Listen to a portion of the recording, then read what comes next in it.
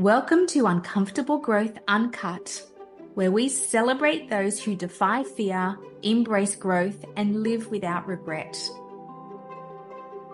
In a world that celebrates perfection, we rarely hear about the challenges, fears, and crossroads that successful leaders grapple with across work and life. Uncomfortable Growth Uncut shines a light on their personal story and the critical human skills we all need today to turn trials into triumph.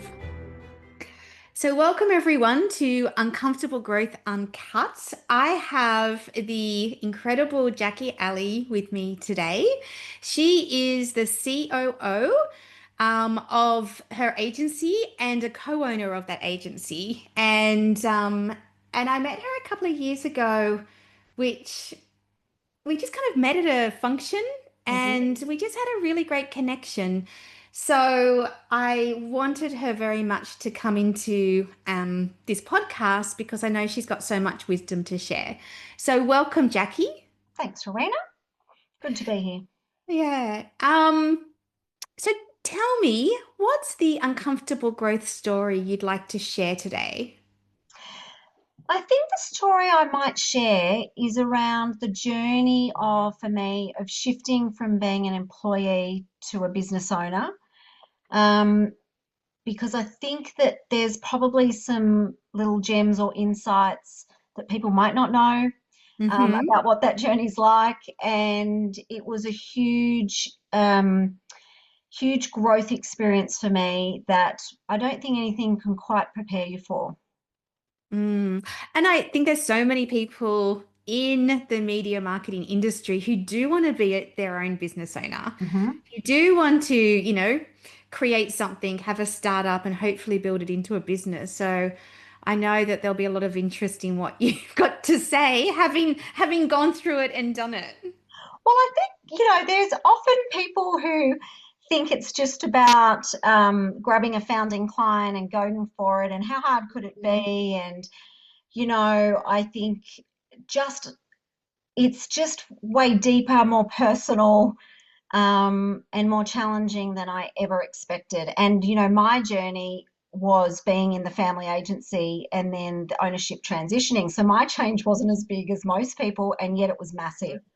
Mm. And required a whole bunch of change personally and Mm. professionally that I probably didn't expect, but I'm really grateful for.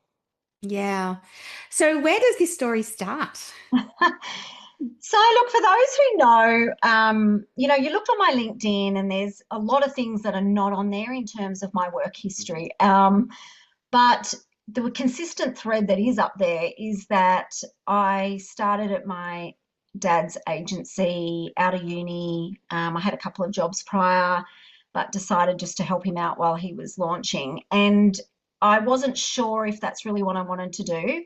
Mm. Number one, I love to write. So I wanted to go down the journalism path.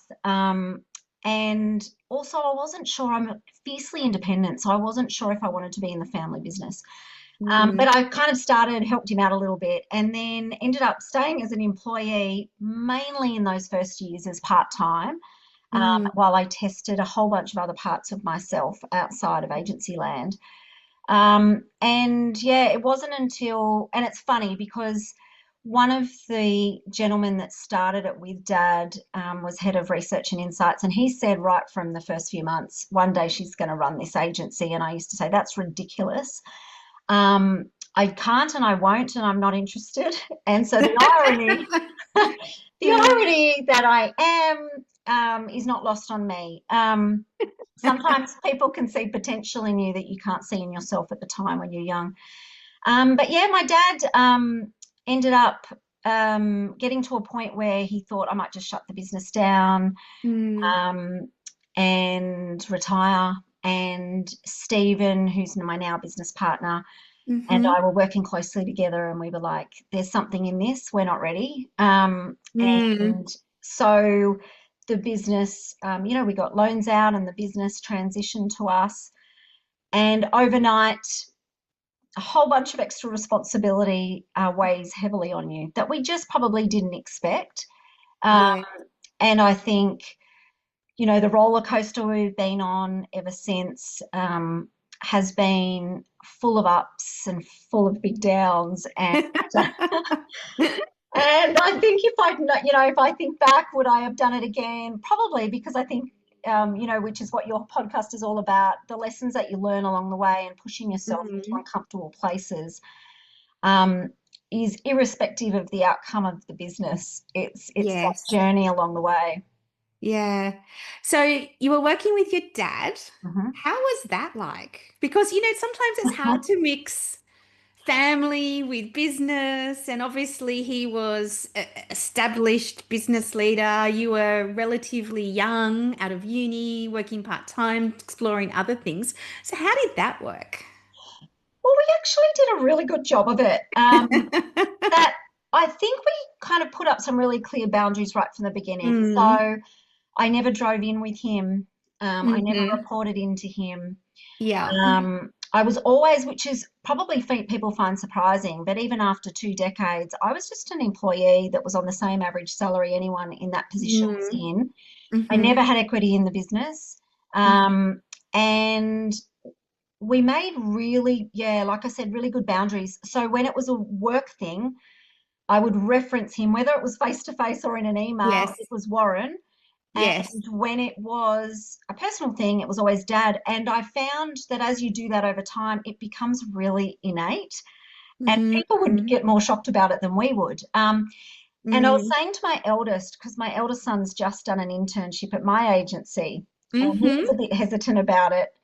And I was sharing with him that I think what made it easier for me is when I got married and my last name changed, Yes. because people then didn't naturally make the connection. Yes.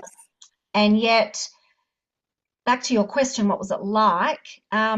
It was challenging because I think when you work in a family business, my Yeah. belief or my experience is you work harder than anyone else Mm. because you don't, particularly if you're fiercely independent like myself, you don't want anyone to think that you didn't earn your place or that you aren't Hmm. working as hard or that you aren't bringing value. And so Yeah. I just was really committed to working my butt off, even though I wasn't sure that's where my heart was. So whilst I was there, I was fully there. You know, and it was the generation too where we didn't leave before our bosses. So, and that Yeah. wasn't necessarily my dad. So I Yeah. was often there beyond him most nights. So So yeah, he got a really good deal. Like you turned up, got a bloody good you deal. worked your butt off, and you just kept it really professional. I love you talking about that because my husband and I run our business together, and funnily enough, I kept my maiden name. Hmm. I think not that we started the business when we got married, but I like having my own surnames for that reason, so people don't just assume, Yes. you Well, know. it gives you your own professional identity. And Mm, whilst we could go into surnames, like there is a part of me that I wish I had thought more about it, actually, my mm, keeping my maiden name, if I'm honest, because you do feel a sense of loss around that. But when you're mm, in your young 20s, and that's kind of what everyone did, I didn't really think about it. But the benefit of it was in the workspace. So yes, people weren't connecting me with my dad once yeah, they came in a bit later. And even clients probably didn't know generally. And so it allowed me to build my own sense of self and identity within the agency and beyond it. So there was an mm, advantage of that, despite probably the grief going on that I wasn't even aware of until I got older around your whole name change. And yeah, yeah, yeah, it's yeah. interesting. That is really interesting. So your dad ended up retiring, Hmm. and then you mentioned that you and your business partner said, "No, we're not done. Yep. We want to continue." Hmm. And you talked about how much harder it was than you expected. Tell me more about that. Well, let me caveat because those who know our story know this very well. Is we had taken over the business and then our founding client went up for pitch and we thought we were going to retain it. So for us, hand on heart, no red flags, shock of our lives. And I want to say, as I was reflecting on this before today, I'm a big person who believes in resolves. So when I make a decision or a resolve about something, I'm Mm, immovable. It's just part of who mm. I am. And luckily, Stephen and I had a conversation, I want to say like a week or two before the final decision came. And we both said to each other, probably should have this discussion. Like, if this doesn't go our way, are we both still in?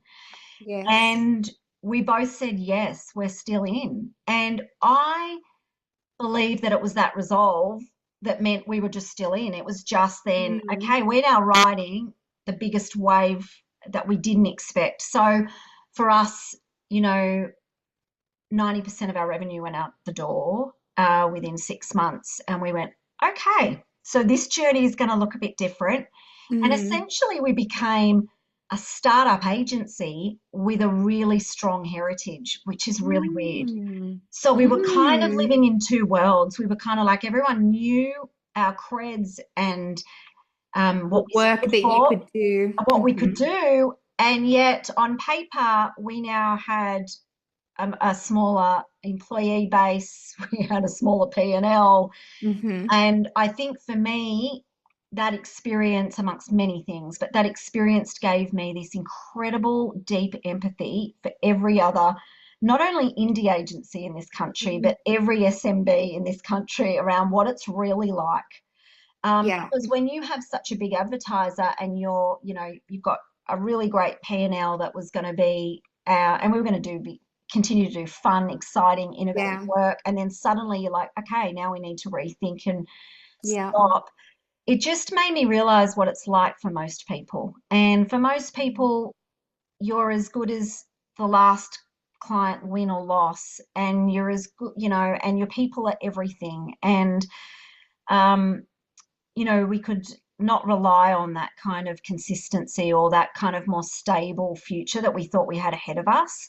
Yeah.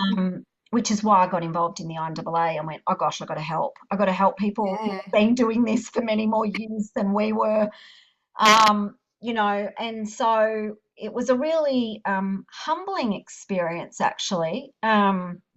where we had to go to market as a very different business and Mm-hmm. rebuild, and and it wasn't easy. And the things that kept me up, it was weird because I was already on the advisor. By the end, I was on the SLT and on the advisory board, but I was Mm-hmm. still an employee, and so I had full access to all of the business information. And yet, the day that we created our new entity and we kind of started our new thing, the things that then kept me up at night were completely different.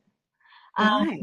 Yeah, I think there is something about when it's your money, when Yes. it's your house, when Yes. it's your kids' future, that Mm-hmm. suddenly, even though it was my dad's, I Mm-hmm. didn't realize the disconnect. So I sit on other boards and Mm-hmm.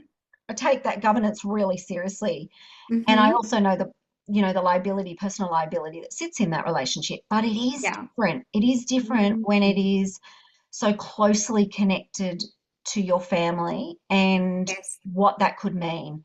Yeah. Um, and I'm really fortunate that my husband, he's in education and so doesn't has a very different stressful job, Uh-huh. but he has very different flexibility. And but for me, I felt the weight of what that meant for our household income, Mm. um, and what it was going to mean to our whole dynamic and how I was going to show up as mum, and wife and friend. And when this became all consuming, because I had people's livelihoods in Yes. my care, Yes.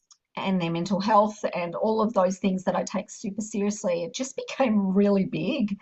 Yes. Um, and I didn't expect that. I didn't expect that the highs would be so high and the lows would be incredibly low. Yeah. And yet I'm extremely grateful that I did the journey with a business partner, because Mm.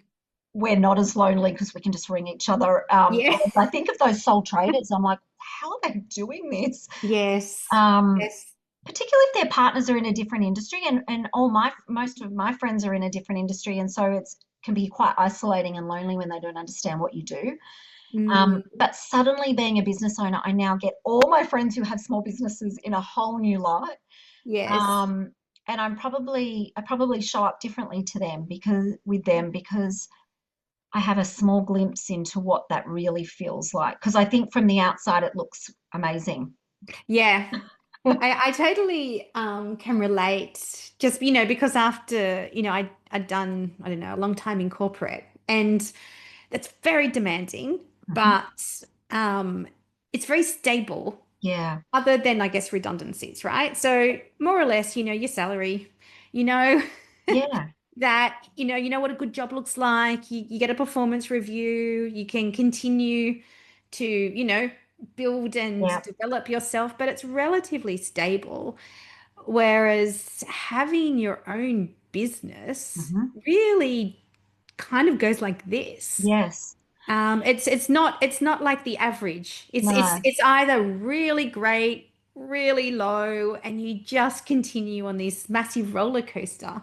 Yeah. And I think it's just that the buck really stops at you. And I agree, like being an employee, and there is a sense of security around it. Hmm. And there is a consistency around it, and you don't have to worry about those things. So you're Yes. right, you just turn up, do your job, Yes. and feel good about that and feel a sense of agency in that. Um, Mm. but all these other things that then the buck stops at you once you own it. Mm. I think as business owners, you're the one that takes the cut first. Hmm. Um, and so, when things get rough, we cut our salaries first. Yep.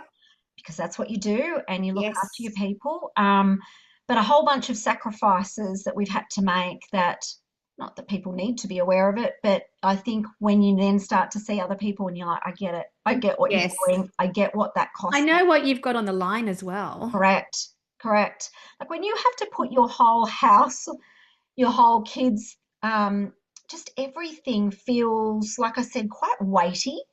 Mm. And on the flip side of the weight is also the freedom. So it's just this really Mm. weird experience or relationship with the business because I would think the thing when people ask me what, scares you about the business, for me, it's about becoming an employee again. Mm. Because I love being able to decide what we do with our money. I love being able to decide how we're going to treat our clients' money.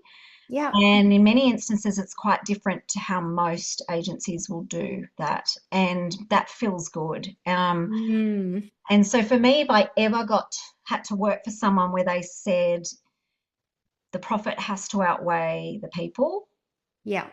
I actually couldn't do it. So I know that the media store has my heart for as long as we continue to grow. Otherwise, I'm probably in a different industry or I'll do something else because yeah, the thought of having to make those decisions that I've had the freedom to Yes. make and make, Yes. oh, anguished decisions, but they're our decisions. And Yes. I have loved that part of it. Yeah. It really is those high of highs and low of lows because yeah, when you get to make those choices, you get to change your decisions if they're not serving you. Correct. You get to choose whether you know, bear left or bear right. And it's very empowering to know that, yes, these are your decisions, but also, yes, like when you do a great job, this was something that you created. Yeah. And I think that that is such a fabulous benefit, but there's a lot there's a lot of Yeah. stress that can come with There's a lot it of stress. because you do own when it's not good or when something happens that's outside of your control. You didn't do anything wrong. It's just the situation or the context. But you have That's to deal with it. totally. And that, as I was reflecting on any kind of uncomfortable growth journey, that is probably Mm, the thing that I've found most challenging is that lack of control. And I mm, think that's what happened to us the day we lost that founding client. We were like, oh my goodness, we can't predict where this is going to go, only mm, that we're in it, we're committed to mhm. it. and there's some unwavering things we won't do. And I think, once we aligned on the vision and the values, it became easier. But Mm. at the same time, it's hard to wake up and not know what's going to happen next. Yep. And, I think for me, who's someone who plans a lot, risk manages a Mm-hmm. lot, Mm-hmm. it was a real tough lesson around all I can do is turn up today and show up in the best way I can with the information I have and with the circumstances I have today. Tomorrow I'll have to show up in a different way. And so it's that whole going to bed, releasing it all, waking up Yep. with new mercies every morning and going, okay, what's today going to bring? Yeah. Like, because it, unexpected things are happening every day, and it's all a lot of it is out of my control. So working out that whole what you can control, how you're going to show up, and then how you're going to manage it when things don't go according to plan. And that's been quite challenging. For me, it's probably my personality and also my whole childhood attachment stuff. Like, this all kind of comes into play around how you like to manage things on your own. But it's been really good for my growth because Uh, I just have to go, okay, this is what I think is going to happen today, and mm-hmm. then roll with some of the other things. And the rolling with things has been really cool because I've had to put myself in things that are uncomfortable and scary things and Mm-hmm. go, Jack, just be you, just be human, Mm-hmm. just turn up without all the answers. And Mm-hmm. I think for me in my leadership journey, that's been the most profound thing for me over the last few years is there is kind of perceptions out there around what an exec leader should be like Mm-hmm. versus who you are and how you want to show up. And so I think I've become more and more comfortable with who I am and the hot Mm. mess that I often am. And I used to hide that. And then Yeah. I worked out as you start to share some of it with your team, they actually really like it. Yes.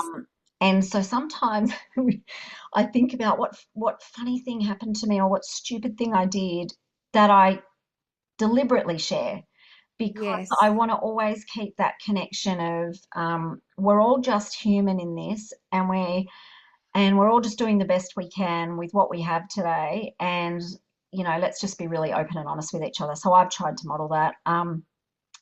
But yes, it's been a journey of letting control go. Yes. And Um, that's so hard too, there's it's these, almost opposite levers, right? Where you have to be able to let go of control because you can't control anything, but you also want to implement plans or things that can get you closer. And that line between the two is really hard to navigate. yeah, it's really because you're right. I mean, the team want you to lead and want to know that you're going somewhere. So Yes. you've got to have some really clear plans and guidelines around and vision around that and take them on the Mm. journey, Mm-hmm. yet fully knowing there's a bunch of things that may pivot us. And then even in those pivots, what's the most, and we're really transparent with our team, which they really love. But Mm. you also have to be careful around, what is their world and what are they really going to hear when you say that? Because Mm-hmm. you think you're going to say it so that you're bringing them on the journey, but they're going to hear, oh crap, Yeah. that's going to mean more workload. That's going to mean whatever that's going to mean for them. And so I'm Mm. continually putting on even those two lenses around, you Mm. know, I want to be open because we're all in this together versus I want to protect you and what you need to know in order to turn up and be your best self. And you don't have to Yes. carry the worry of running Yeah. and owning the Yeah. business. That's my worry. Yeah. So let me worry about it. But that's within the business. But even the home life, like I had to let go of a lot of things. Like Yes. my husband now does most of the cooking, and at the beginning it Uh-huh. wasn't great. And I had to bite my tongue and be super grateful. And now he's amazing. And now I've probably lost a bit of my confidence, if I'm honest, because if you ever come to our house now, it's like amazing. The food's amazing. Uh-huh. But letting go of some of that stuff, and letting go of not always being at all the kids' things, and Uh-huh. All of that cost that we sat down as a family and went, this is what this is going to look like. Are we all in? Mm-hmm. Because I can't do it on my own. Yeah. And just seeing the fruit of them step up, like, the boys have become so much more independent, Mm-hmm. that I'm not sure they would have. Because, my mother heart wants to be there at every school thing, and I loved dropping off and picking up, and because those were things I got to experience as a young girl, and I loved my mum was there every afternoon, and now I'm not. Yeah. Now they check Life 360. Is she in Sydney or Melbourne? Yeah. Where is she Where is today? she? Yeah, where is she? And they're okay, and they're doing fine, and Yes. and we're only talking yesterday at a village event around how what's shifted between probably one of the things from our parents' generation is we now own the fact much more readily or openly the where we screw up. And so, Yes. today I didn't do so good. So sorry about Yeah. that. Whereas I'm not sure our parents did it. Well, they didn't. And I'm sure they'd be Yeah. happy to hear this and admit that they just didn't. And so for us, we're probably even more transparent with them around the journey it is, and that this is here Mm. for all of us, and let's just be in it together. Um, Mm. and so that's been really powerful to have that kind of, we're all on the Mm. same page, we all know what we signed up for. Mm-hmm. um, and I think for me it becomes that wherever I am, I'm just trying to be fully present. Yes. uh, Show up in your best possible way and Correct. be your best self. Yeah, and so if it's a work a heavy work week, it's a heavy work week, and if Yeah. it's not a heavy work week, then I will go and make sure I'm there with more of the kids stuff. And I have really good personal boundaries. Like when I knock off for the night, unless there's Yeah. an emergency, I don't log back on. So you have to put those things in place when you're a business owner, because you could Mm-hmm. be contactable 24/7, Yeah. and you could be working every weekend. And Yeah. I don't work weekends unless there's a pitch on, Yes. because I need that for myself, and my family need it. Yeah, So and your family. And also I mean, we're not our best selves when we're exhausted. no, correct, But correct. I really like what you said too about knowing your boundaries because, at the same time, having your own business, it feels weightier. You've Yes, got people's livelihoods, their jobs that you need to be able to pay for so yes. they can look after their families. So that is definitely weightier. And I think sometimes that can drive people to feel that they have to do more, Yeah. particularly when things are bad. But at the same time, you have to know when you can't really do more. Mm. And Yeah. it's more important to spend time with your boys and your husband and your family Yeah. and renew yourself. And the only person I think who can really figure out what that looks like is the person. Yeah, so true. Because And it it looks so takes different. time. And it It takes takes time time, to yeah. work that out. And I think because, if you do the Clifton strengths, achiever's my number one strength. And so Mm-hmm. when you're an achiever, um, resting or stopping, or Mm, recharging is not easy. mm, So for me, I even have to reframe my weekends, and I have to reframe when I travel to Melbourne to be with my team, mm, that what is most important here is not about achieving anything, Jack. It's about mm, being present, being connecting, finding out what they need. And mm, so there's been a lot of work in that space for me. mm, But you're right, there's always more you can do, and your heart aches for your people, and you show up however and mm-hmm. support how you can, and then you have to go, okay, now I can't do any more. Yeah. And I think for me, I'm also a trained counselor, and so for me, it's I have to also put up those boundaries of, this is not, I can't take this on, Yes. and when to refer off, actually, to say Yeah. this is actually now blurring lines. As much as I want to help, that I'll be no good to anyone if I just keep working. And I think for me, because I've always had a really strong work ethic, I still feel Mm, guilty, which sounds so weird, but I still feel guilty if I'm not logged on at 9 a.m., which my husband finds ridiculous, because he's like, do you not own the business? And I'm like, but I uh, also want to model what I want my team to do, but yeah. also I think it's just so ingrained in me that Yeah. It's a discipline. it's a discipline. And so I probably still I probably still work longer hours than most people that work for me, which is fine. But that hasn't changed from that was probably one thing that hasn't changed from when I was an employee. Just probably the work is different, but yes, so it's lots of things have been challenged.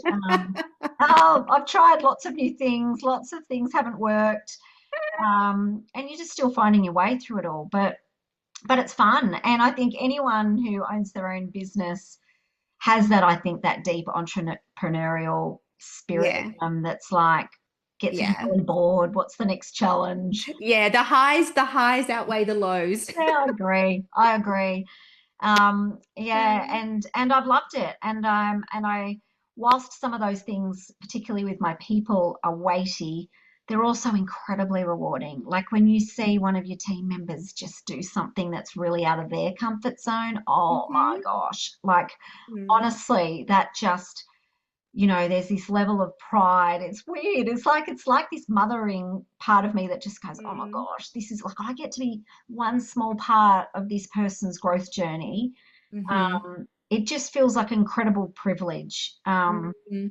And I want anyone who walks through the doors of TMS, no matter how long they're with us, to feel that and feel like it was a special place and feel Mm-hmm. like it was a place where they were really seen, and grow in some way.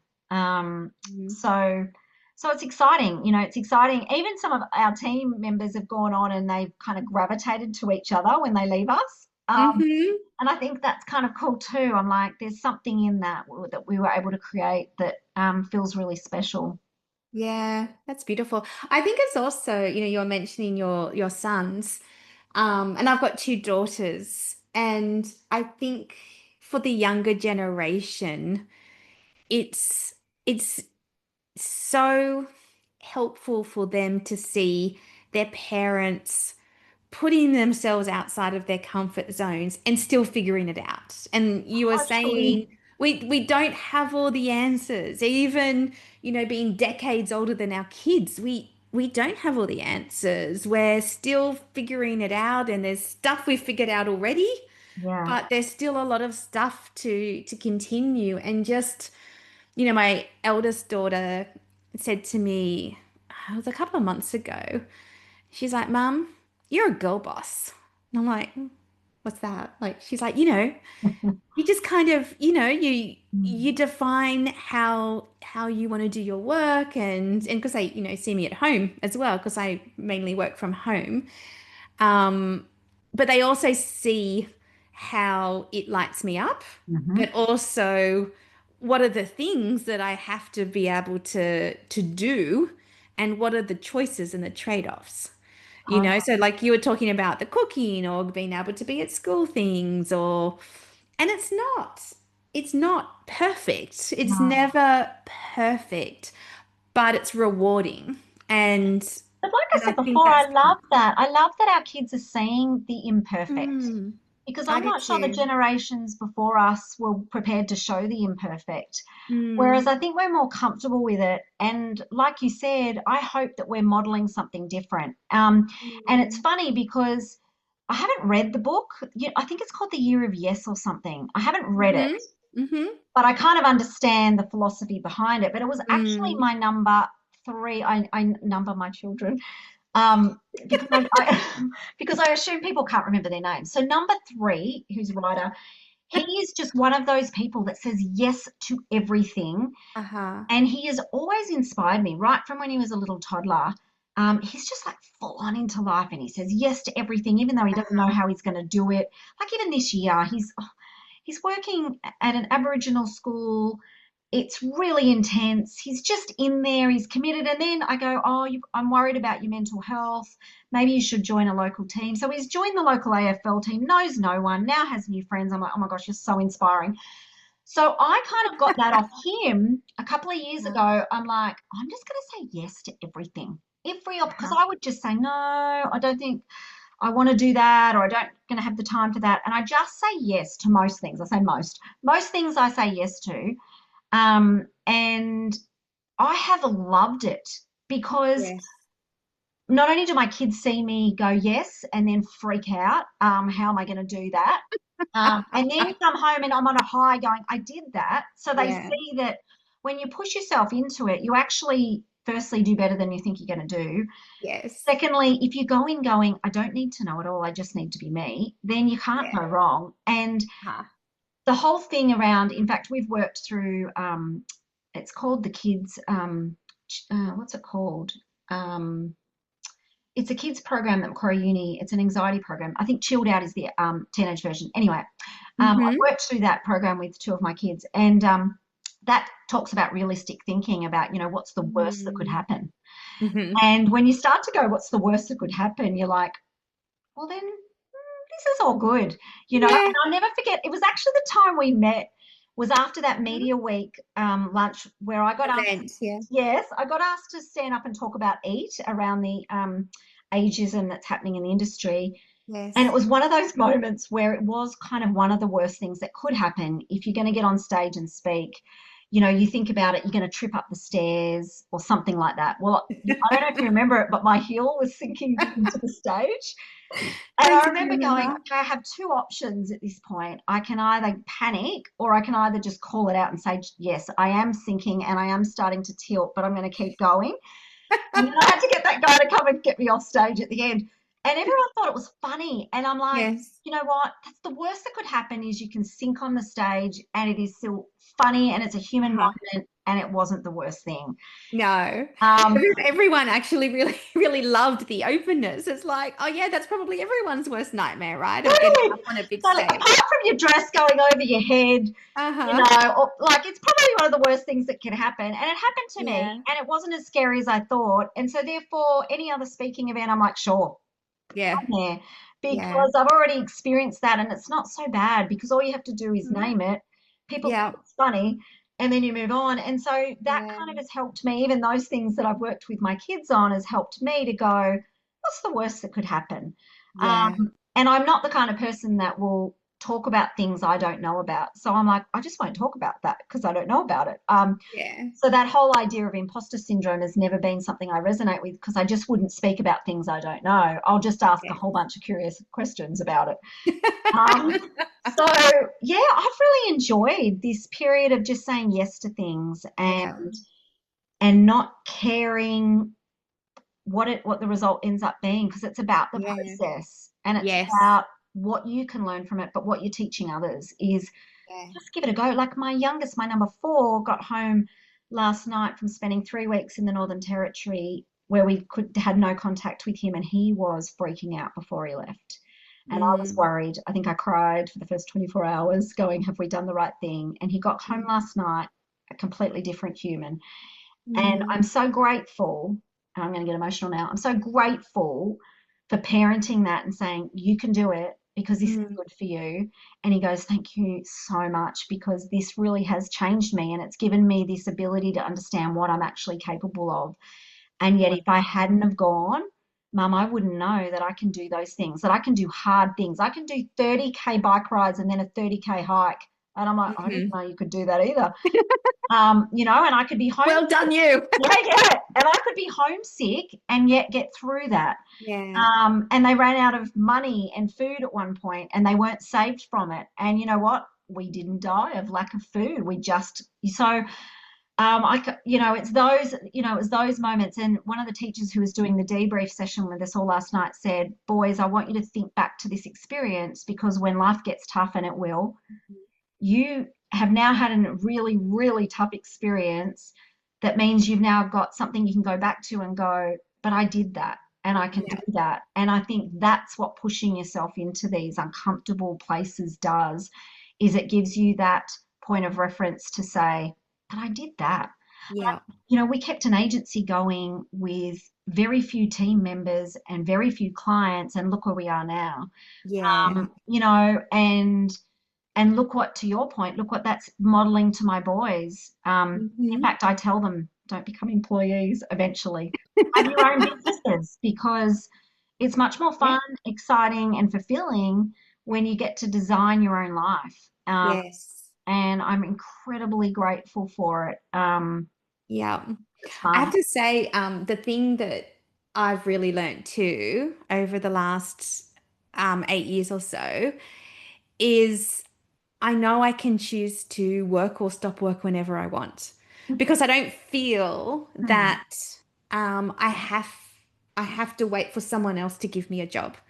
Like now I have the skills that if I want to keep working, or maybe I want to go part-time, but I know how to create value to others so I could continue to work, and even as we talk about people living to 90 or 100, much longer life Hmm. expectancy. That's a long time, A long right? Still time. in my life, I hope.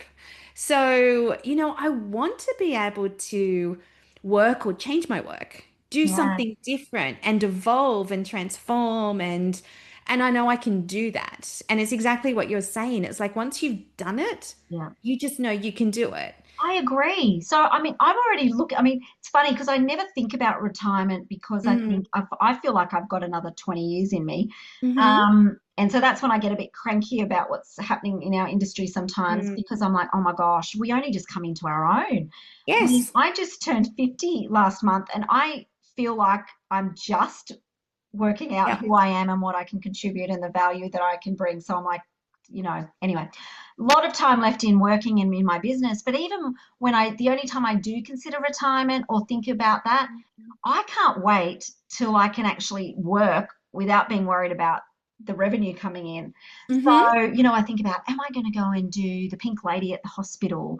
Am I going to Hmm. go and do like, what are those volunteering? So that's how I think. And my auntie's done that. She's structured her retirement around volunteering roles. And so she's Hmm. still working. She just doesn't have to Yes. worry about the pay. And I Yes. can't wait because, I have a real social justice heart. So I can't wait till I Yes. have more time to do that stuff where I can go, Yes. now I don't have to worry about the revenue bit.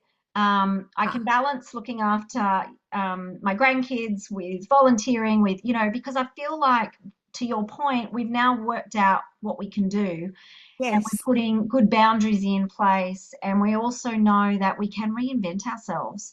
Yep. And, we know, I think you become really clear on those skills that are transferable Hmm. and that Hmm. resilience that sits in you that I didn't realize I had until the last 5 years. And I realized, I said, Stephen, we could write a book on resilience, what our business has Yes. been through. It has been not for the faint-hearted. Um, and it just makes you feel so much more proud when, the wins come in and Yes. the team members develop and find their voice and all of those things. And clients love what you're delivering. Like it just means so much more. Yeah. And you also know you can create. So, even if it doesn't exist today, Mm, or it's gone, the client walked out and it's gone. It's like you can recreate it. You can totally. make something better. You can make something different. And I think for me, the word reinvention is a beautiful word because you're taking the parts that you know, but Yeah. you're adding or creating parts that are new. And it's that Yeah. beautiful combination. And I really feel that with experience, that's what it gives you. It gives you that Totally. clarity, that conviction, that courage to be able to take what you've learned, but then bring it into a new context, a new time in your life, a new role. That's reinvention. And I think that's super exciting. I agree. And it's probably why I don't panic about, things like AI because Hmm. I'm like, we now have experience of a whole bunch of different things that have changed over our working careers. Hmm. And we got through it. And, Hmm. I think if you stay curious and to your point, if you just keep reinventing the things you're good at and Hmm. finding the role that plays, I just don't panic about it. Doesn't mean I'm naive to it. Doesn't mean we're not planning Hmm. for it. But I think experience tells you that it'll all be okay. And, Yes. we just need to be at the forefront of it, but just remaining human and curious in it and Mm. going, well, what are the skills that I will continue to bring no matter what ends up changing? Yeah. And so I think it gives you just a little bit of maybe that kind of grounded security in who you are and what you bring and the future doesn't feel quite as scary. Mm, Mm. totally Agree.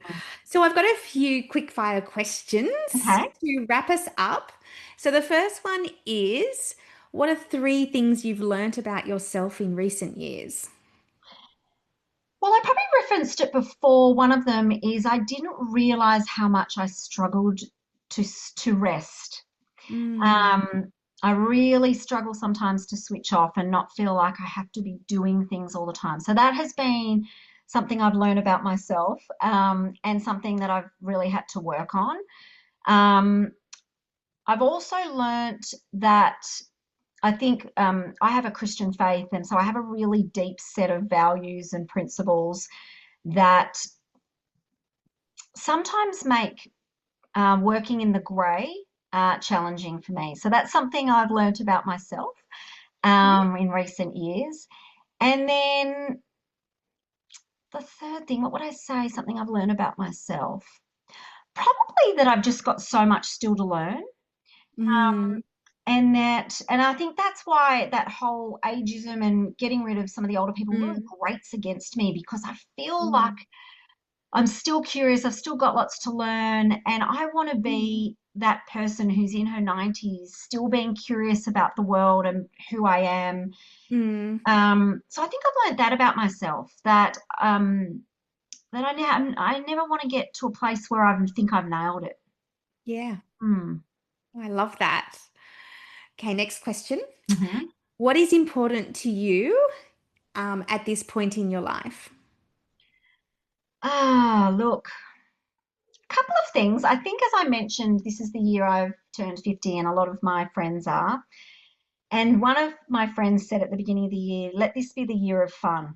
Mm, And it's a really tough season. It's a tough parenting season. It's been a tough season in so many ways for all of us, and some really heavy things that some of my friends and family have been through.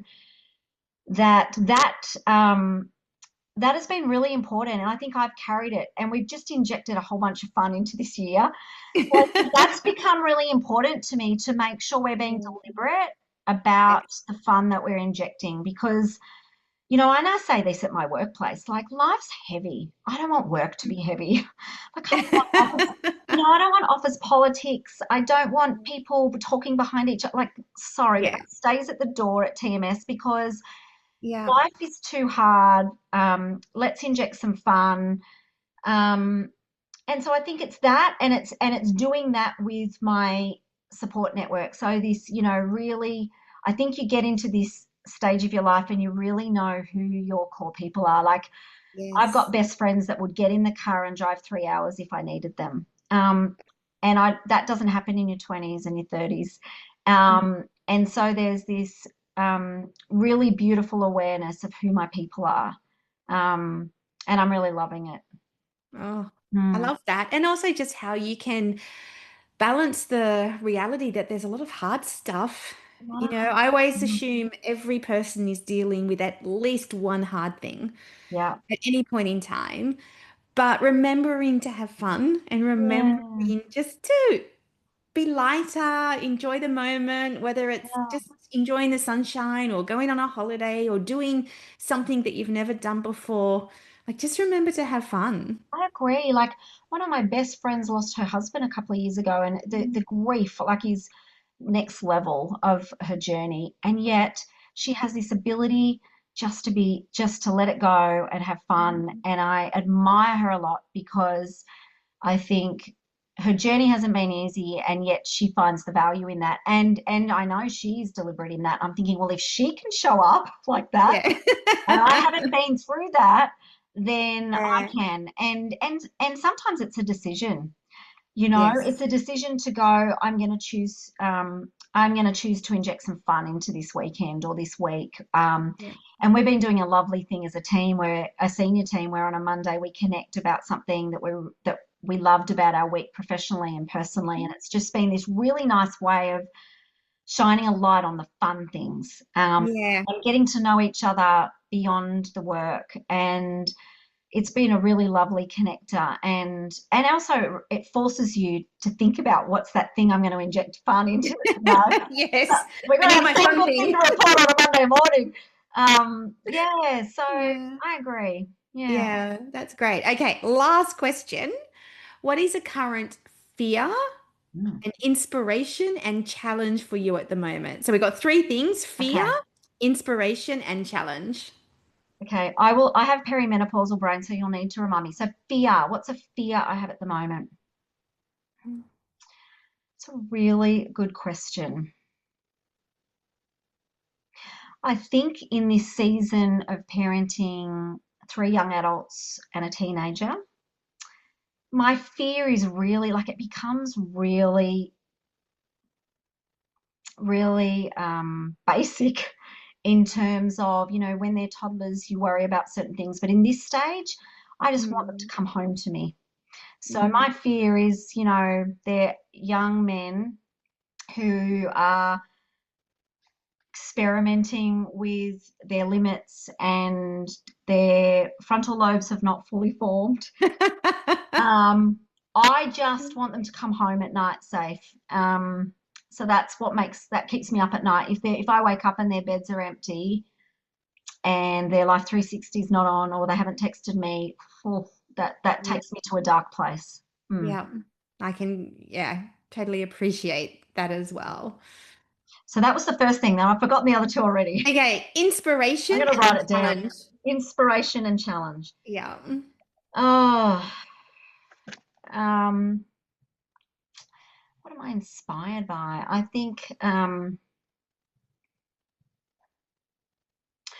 want to say I'm inspired by my fellow indie agency owners. Like now, over the last few years, I've had a taste of what they've probably been doing for a lot longer, and I'm just inspired that they all continue to get up every day and try and find new clients, try and keep clients happy, keep their team happy. There's a lot, and there's a lot of hats we all wear.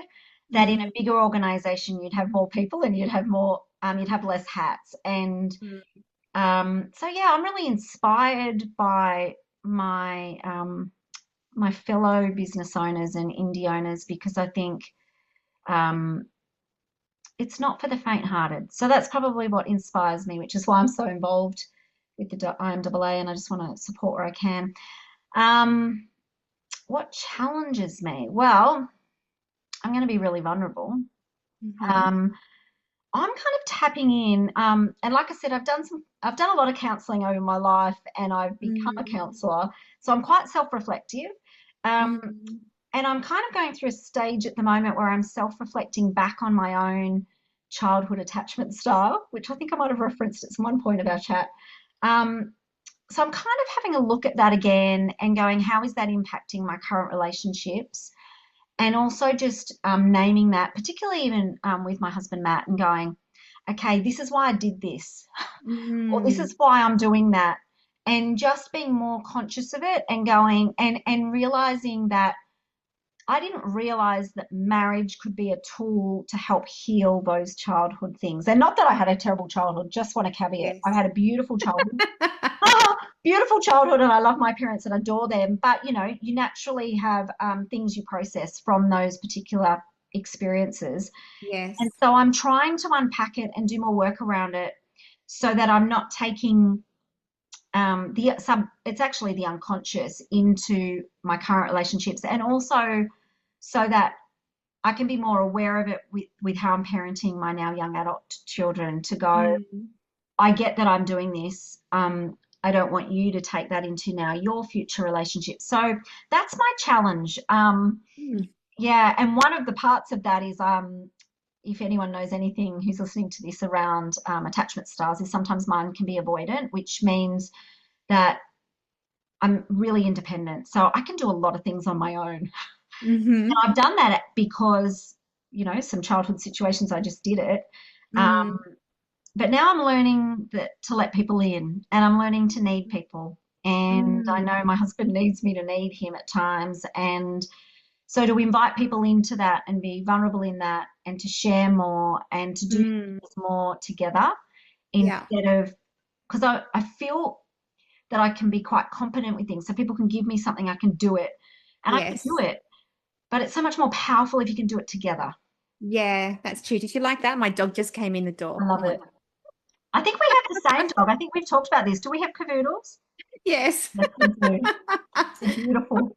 Well, that's pretty much the end of our chat, Jackie. But can I just say, your dad must be so proud of you.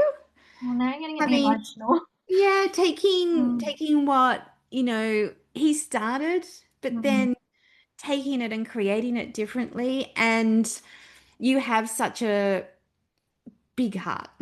And I love how you just are such a learner as well. Like you're always looking to learn, put yourself out there, even with the challenge you just articulated. mm. So you're Thank a you. person that the world needs. That's very humbling. It's so funny, even when you're an adult in their 50s, you still want to make your parents proud. So Mm, I do hope I do, and I take that legacy really seriously. And I hope that I'm reimagining it in a different way. And I know Stephen, who's my business partner, he also grew up in a family agency. And so I know that we both want to make our dads in particular proud of us. And I know hmm. they are. And then it's like now we want to make our kids proud of us. So, what do we need to model, which is the ups and the downs? How do we model that so that they can do even bigger and braver things than we've Yes. Yeah. and that's the legacy I want to leave. Like, how can you do bigger, braver things, boys, and do it earlier than when we did it? So yeah, thank you. That's the legacy I want to leave, and I want to be able to um, have done something to make people's lives just a little bit easier, or just a little bit kinder. Mm, Because, like I said before, life's brutal, yes. um, and making sure that we're doing it together, supporting Yeah. each other. That's really what I love to do. Yeah. Oh. Well, thank you so much for coming on Uncomfortable Growth Uncut, Jackie. Thanks, Rowena. It's been a pleasure. If you are inspired but thinking, I can't do that, then you are so wrong. Anyone can learn the art of uncomfortable growth with the help of my flagship program, Uncomfortable Growth, Own Your Reinvention. In this, you will learn to navigate your own internal contradictions to finally unlock the courage and commitment to live a deeply meaningful life by design and on your terms. Uncomfortable growth is about the struggle and joy in discovering who you are, what you truly want, and how to make it happen. If this is something you are ready for, then find out more at www.rowenamillward.com. What have you got to lose, or more importantly, gain?